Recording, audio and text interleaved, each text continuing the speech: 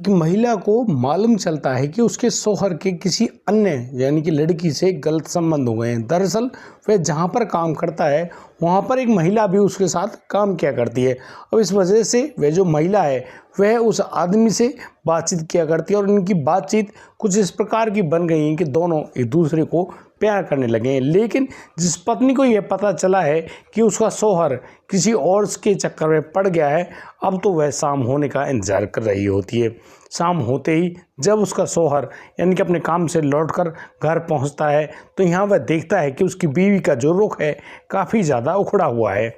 वह अपनी बीवी को बड़े ही प्यार से बुलाता है और पूछता है कि आज उसके लिए पानी भी नहीं लाओगी, चाय वगैरह भी नहीं बनाओगी, आखिर ऐसी क्या दिक्कत है भाई। लेकिन वह जो बीवी जिसका रुख बहुत ही ज़्यादा बुरा हो चुका था वह अपने शौहर से पूछ बैठी कि तुम उस महिला के साथ यानी कि उसको भी अपनी बीवी बनाना चाहते हो, क्या उसका उससे मन भर गया है। इन बातों को जैसे ही वह शौहर सुनता है वह आग बबूला हो जाता है और अपनी बीवी पर भड़क पड़ता है और कहने लगता है कि देखो तुम उस महिला के बारे में कोई भी लफ्ज़ मत बोलना। दरअसल वह उसको अपनी बीवी बनाना चाहता है और जब तुमको ये मालूम ही चल गया है ना तो एक काम करो, जहाँ पर तुम्हें तुम्हारे लिए सुरक्षित जगह लगती हो वहाँ पर चले जाओ। दरअसल वह तुमको अब तलाक देने वाला है। अब महिला जैसे इन बातों को सुनती है वह बहुत ही ज़्यादा गुस्से में आग बबूला होती हुई बौखलाती हुई उस आदमी पर बरस पड़ती है और अनाप शनाप पता नहीं क्या क्या कहने लगती है। लेकिन उसको मालूम नहीं था कि शायद उसका जो शौहर है कुछ अलग ही सोचे बैठा है और वह कुछ ऐसा सोचे बैठा है और उसके बारे में उस बीवी ने कभी कल्पना भी नहीं की होगी। लेकिन यहाँ पर वह जो शौहर है अपनी बीवी के साथ कुछ ऐसा काम कर देता है यानी कि रोज़ रोज़ के होने वाले झगड़े का खात्मा कर देता है। आप भी इस पूरी कहानी को जानकर हैरान रह जाओगे कि कैसे एक जो शौहर है, शौहर ने अपनी बीवी से रोज़ाना होने वाले झगड़ों से कैसे निजात पाई।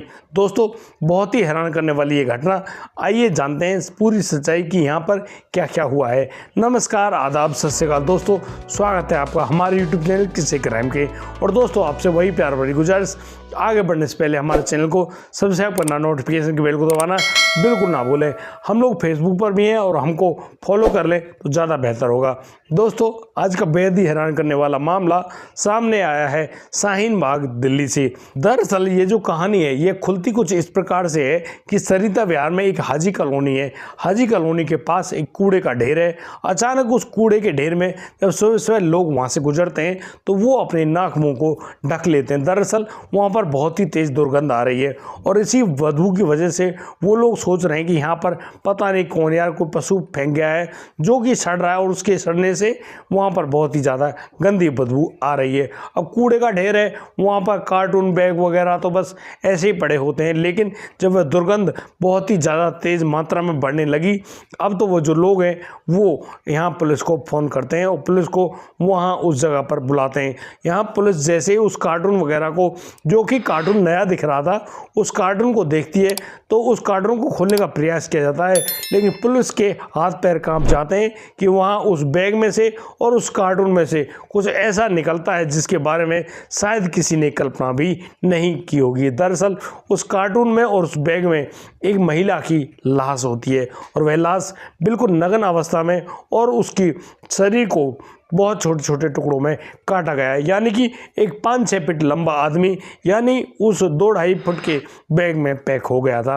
और किसने उसको वहाँ पर डंप किया है इसके बारे में पुलिस के पास कोई भी जानकारी नहीं है। पुलिस वहाँ पर सीसीटीवी कैमरे वगैरह हर चीज़ को खंगाल रही है लेकिन पुलिस को मालूम नहीं चलता है कि यहाँ पर कोई आया भी है या नहीं, क्योंकि उस कॉलोनी में कोई भी कैमरा मौजूद नहीं है। यानी कि वो जो कैमरा है वह अलग साइड में रोड के बगल में लग रहा है। यहाँ पुलिस को एक अर्टिगा गाड़ी आती जाती तो महसूस होती है लेकिन उस गाड़ी के जो फ़ोन जो नंबर्स वगैरह हैं वो दिखाई नहीं पड़ रहे हैं क्योंकि उसको एक कपड़े से ढक रखा है। अब पुलिस समझ तो गई है कि यहाँ पर किसी आदमी ने इस महिला को डंप तो किया है लेकिन ये आखिर है कौन, उसके बारे में पुलिस अभी तक कोई भी जानकारी जुटा नहीं पाई क्योंकि गाड़ी में बैठा हुआ हर एक जो शख्स है उसने अपने चेहरे को ढका हुआ है और कवर कर रखा है। दिल्ली पुलिस अब लगातार छानबीन तो करने में जुटी हुई है। अब यहाँ पुलिस के पास एक ऐसी खास जानकारी आती है। दरअसल जो वह कार्टून होता है, नया कार्टून था, उस कार्टून के ऊपर एक स्लिप लगी हुई थी। उस कार्टून की स्लिप को देखकर उसके यानी कि जहाँ से वह कार्टून आया है उसका एड्रेस होता है। दिल्ली पुलिस को जानकारी मिलती है कि यह गुड़गांव से आया है। अब दिल्ली पुलिस गुड़गांव पहुंचती है उस कोरियर कंपनी के पास, और फिर उनसे जब पूछ रहे होते हैं तो यहाँ पर मालूम चलता है कि इस जो बैग को मंगाने वाला आदमी जावेद अख्तर है। जावेद अख्तर जो कि रहने वाला अलीगढ़ का है, वो UAE यानी कि दुबई वगैरह से इस प्रकार के कार्टून को मंगाता है और उसमें काफ़ी महंगा सामान भी आता है। अब पुलिस ये जानकारी पाकर सीधी पहुंचती है अलीगढ़, और अलीगढ़ जाने के बाद जावेद अख्तर के घर में जब उनसे पूछा जाता है तो जावेद अख्तर इस बात को स्वीकार कर लेते हैं कि हाँ बिल्कुल वो UAE में उसके जो रिश्तेदार रहते हैं वो उनको अक्सर कुछ सामान भेजा करते हैं। सजावटी सामान होता है, वह भी उन लोगों को वह सामान भेजा करता है और वो लोग उसी कोरियर कंपनी की मदद लेते हैं। वो अपने घर में और भी कार्टून को दिखाता है। अब पुलिस मान गई थी भाई जावेद के पास तो ऐसी कोई जानकारी नहीं, और फिर कौन आदमी ऐसा होगा जो अलीगढ़ से लाश को उठाएगा, उसके टुकड़े करेगा और उसको दिल्ली में डंप करेगा, राष्ट्रीय राजधानी दिल्ली में डंप करेगा। इतनी हिम्मत किस में है भाई? अगर कोई ऐसा काम करेगा भी तो वो अलीगढ़ के आसपास के क्षेत्रों में डंप करेगा। दिल्ली आकर डंप करने की कहानी पुलिस को नहीं पसती है। पुलिस मायूस होकर अलीगढ़ से वापस लौट आती है दिल्ली। लेकिन पुलिस को उन जावेद अख्तर से एक ऐसी जानकारी मिलती है। दरअसल वह जावेद अख्तर एक बात को बताते हैं कि उसका एक घर शाहीन बाग में भी है, और शाहीन बाग में जो घर है वहाँ पर उनकी जो नौकरानी है वो रहा करती हैं। अब पुलिस इसी छानबीन में शाहीन बाग पहुँच जाती है और जावेद अख्तर द्वारा जो घर बताया गया था उस घर में भी पहुंच जाती है। वहां पर यानी कि 2-3 मंजिल तो वो मकान बना हुआ है। उस घर की निचली मंजिल में जहां पर वह नौकरानी रहती है, वह नौकरानी साफ मना कर देती कि नहीं साहब, यहाँ पर ऐसा कुछ भी नहीं है। दरअसल वह यहाँ पर अपने 2 बच्चों के साथ रहती है। उसके पति की मौत हुए काफ़ी दिन गुजर गए, लेकिन वह यहाँ पर अकेली मौजूद है। उसके ऊपर पुलिस को कोई शक नहीं जाता। दरअसल वह जो नौकरानी है उसकी उम्र करीब 56 साल होगी और वह अपने बच्चों के साथ रहती है। वह ऐसा काम शायद ना कर पाए। अब पुलिस उस पर ज़्यादा गौर तो नहीं करती, लेकिन पुलिस छानबीन के दौरान ऊपर तक जाती है तो मालूम चलता है कि ऊपर वाली जो मंजिल है उसका लॉक लगा हुआ है। यहाँ पर जब उस महिला से पूछा जाता है कि ऊपर कौन रहता है, तो ऊपर के बारे में वह महिला जानकारी देती है कि यहाँ पर साजिद अली अंसारी नाम का व्यक्ति रहा करता था, लेकिन वह अपने बीवी बच्चों के साथ यहाँ से जा चुका है। अब पुलिस जब उससे पूछती है वह कहाँ गया है, तो वो सब लोग मना कर देते हैं। भाई उनको साजिद के बारे में कोई जानकारी नहीं है कि वह कहाँ पर गया है, उसके बारे में कोई इन्फॉर्मेशन नहीं है। पुलिस काफ़ी ज़्यादा हैरान है क्योंकि यार आदमी यहाँ से गया है, लेकिन पुलिस तब तक इस बात को नोट कर चुकी होती है कि जैसा कार्टन वहाँ यानी कि उस कूड़े के ढेर के पास मिला था जिसमें वह लाश थी, उसी तरह का कार्टून उस साजिद वाले घर में भी रखा है, क्योंकि वो विंडो से साफ साफ दिखाई देता है। दोस्तों अब तो जो पुलिस है वह उस साजिद के बारे में नीचे आकर पूछताछ कर रही है कि भाई साजिद कहाँ पर गया है, किसके पास गया है। यहाँ पुलिस को ज़्यादा जानकारी नहीं मिलती है, लेकिन एक दुकानदार उसको बताता है कि यहाँ पर साजिद का बड़ा भाई शाहीन बाग में ही रहता है और इसका बड़ा भाई यहाँ से करीब 10-12 घर आगे रहता है। उसका नाम हसमत अली अंसारी है। अब पुलिस जैसे ही उस हसमत अली अंसारी के पास पहुंचती है, वह एक दुकान पर मौजूद होता है और यहाँ पर पुलिस को जानकारी ये भी मिलती है कि यहाँ पर उसका जो छोटा भाई यानी कि साजिद भी मौजूद है, और वही साजिद जो कि उस घर में रहता था, लेकिन अब वह कहीं और जगह जा चुका है। अब पुलिस उस साजिद को अपने पास बुलाती है और उससे कहती है कि चलो उससे कुछ पूछताछ करनी है, आप गाड़ी में बैठ जाओ। लेकिन साजिद वहाँ से भागने का जैसे ही प्रयास करता है, पुलिस से भागना बहुत ही मुश्किल होता है। अब साजिद से बड़े प्यार से कहा जाता है कि देखो भाई, अब जो होना था वो तो हो चुका है, लेकिन अब एक काम करो, चुपचाप गाड़ी में बैठ जाओ, क्योंकि हमको सिर्फ पूछताछ करनी है। कोई बात आगे होगी तो ही हम कोई बात आगे करेंगे। अब तो वह जो साजिद है चुपचाप गाड़ी में बैठ गया और पुलिस साजिद को लेकर आ जाती है पुलिस थाने, और पुलिस थाने में साजिद को बाकायदा उस कुर्सी पर बिठाया जाता है जहां पर लोगों की खबर ली जाती है और उससे बड़े ही ढंग से पूछा जाता है कि क्या तुम जानते हो पुलिस कैसे पूछताछ करती है। वह साजिद सोच तो रहा है लेकिन वह कुछ नहीं कह पा रहा है। लगातार वह इसी चिंतन में है कि यार ये लोग उसके साथ क्या करने वाले हैं। अब पुलिस अपने उन औजारों को निकालती है जिनको भाई डंडा भी कहते हैं, बेल्ट भी कहते हैं, और उनको फटकारते हुए दिखाते हैं कि साजिद उनको वो हथियार चलाने यानी कि उन डंडे वगैरह को चलाने के लिए मजबूर ना करें, और तुम्हारे लिए सबसे अच्छी बात तो ये होगी कि तुम वो सच्चाई बयां कर दें। दोस्तों, पुलिस के द्वारा कही गई इन बातों से बहुत ही ज़्यादा डर जाता है साजिद, और साजिद अब एक ऐसा अहम मतलब कि कहानी को बताता है जिसको जानकर पुलिस भी हैरान रह गई। दरअसल यहाँ पर साजिद बताता है कि साहब, इस कहानी को जानने के लिए आपको उसके साथ यानी कि 7 साल पीछे जाना होगा। दरअसल वह रहने वाला बिहार का है और इन्हीं दौरान उसके पास एक ऐसी मिस कॉल आती है जो कि एक लड़की की होती है, और वह जब उस लड़की से बात कर रहा होता है तो उनकी बातें कुछ इस प्रकार से एक दूसरे के समझ में आ गई हैं। वो लड़की उन बातों को लगातार करने लगती है और वह जो लड़का है वह भी उस लड़की से बात करना ज़्यादा पसंद करता है।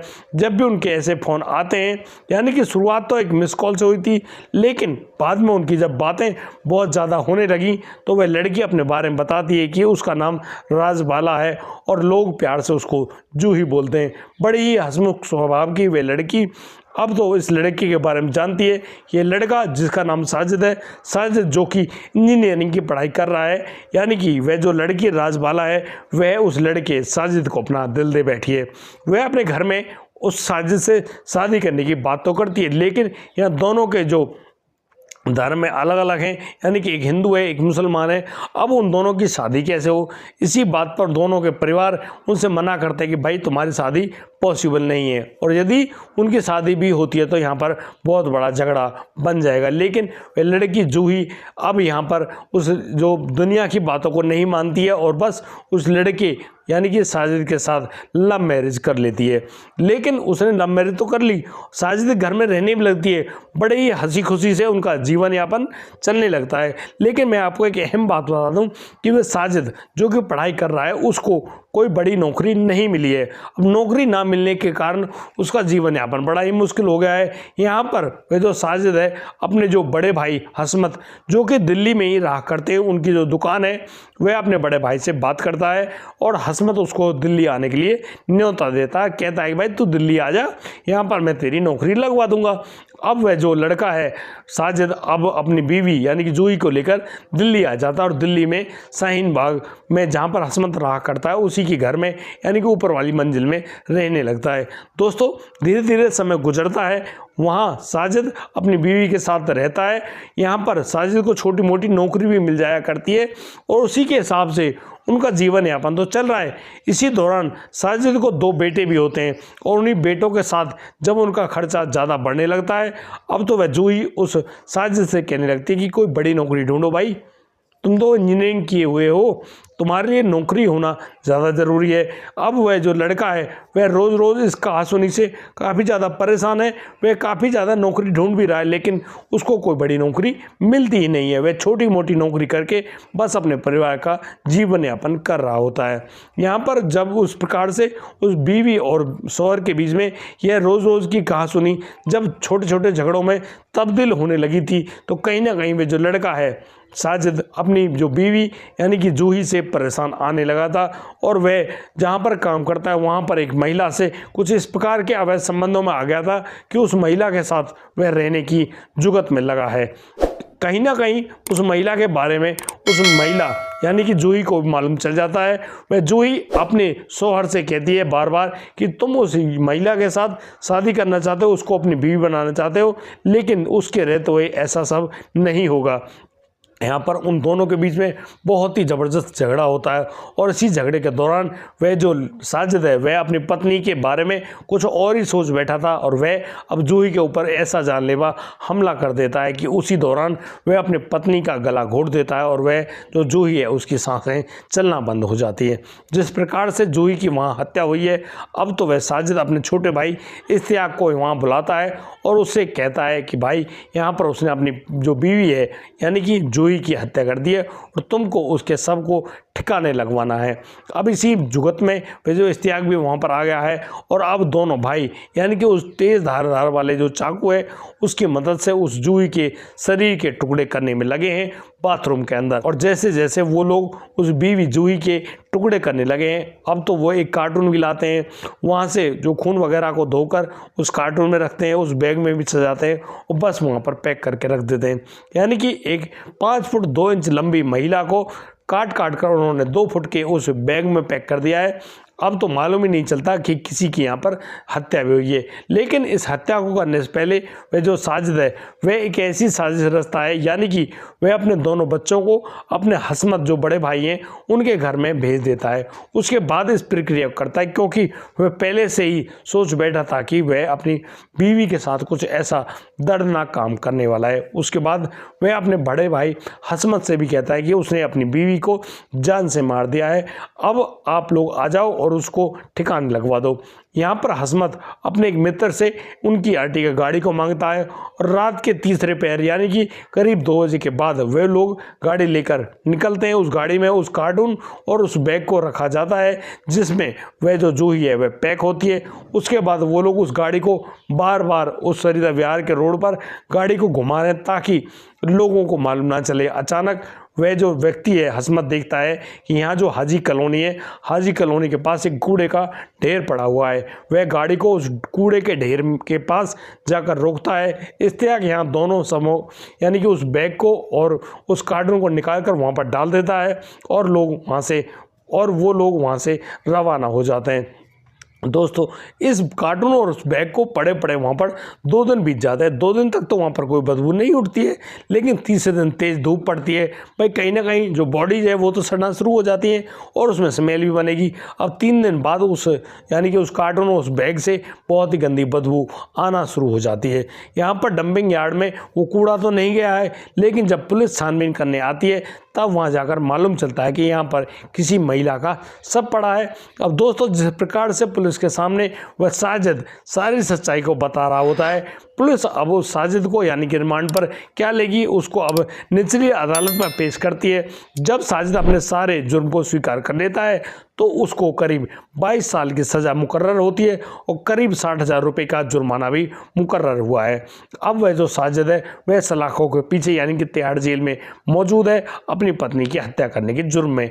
लेकिन उसके साजिद के जो 2 बच्चे हैं यानी दोनों बेटे, उनको उस जूही के माता पिता को सौंप दिया गया है। उनको कस्टडी दी गई है कि इन बच्चों को आप लोग ही पाले पोसे, और वो दोनों बच्चे अब इस समय बिहार में। दोस्तों इस पूरे घटनाक्रम को सुनाने का उद्देश्य किसी को परेशान करना नहीं है, किसी का दिल दुखाना नहीं है, लेकिन दोस्तों जिस प्रकार से इन घटनाक्रमों को हम लोग आपके सामने लेकर आते हैं, इन बातों से बहुत सारी शिक्षाएं सीख मिलती है कि हमको कभी भी इस प्रकार के भाई जैसे तुमने प्यार किया है, अब प्यार के मामले में आप लोग अपने धर्म कानून अपने मज़हब को भूल गए हो और फिर तुम इस प्यार में पड़ते हो और फिर आप जब शरीर की ज़रूरतों को पूरा नहीं करते हो, अच्छे ढंग से खाते कमाते नहीं हो, तो फिर तुम्हारे साथ कुछ ऐसी प्रक्रिया ही होना बाकी है।